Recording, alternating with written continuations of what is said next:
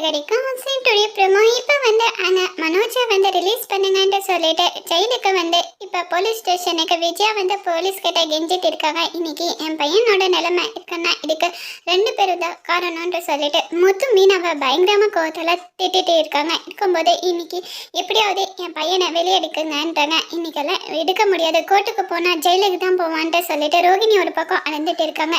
இன்னைக்கு ஈவினிங்குள்ளே தான் நீங்கள் கேஸை யாரை தந்தாங்களோ அவங்க வாபஸ் வாங்கினாதான் அவனால் வெளியே எடுக்க முடியும்ட்டு சொல்லிட்டு அங்கே இருக்க போலீஸ் எஸ்ஐ சொல்லிடுறாங்க. இன்னொரு பக்கம் மீனா இருந்துட்டு அந்த சிந்தாமணியை பார்த்து பேசுறதுக்காக போகிறாங்க. போன உடனே என்ன இப்போ கேஸை வாபஸ் வாங்குறியா இல்லையான்றாங்க. இல்லை, உன்னோட குடும்பத்தை அழிக்கிறதா எனக்காக ரொம்ப சந்தோஷம், அதனால தான் பழி வாங்குறதான்றாங்க.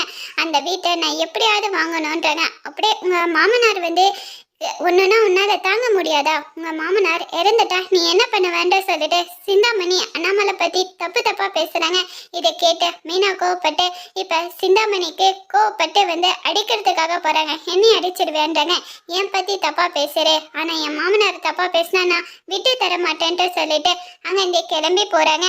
அதோட இந்த பிரமா முடிச்சிருக்காங்க.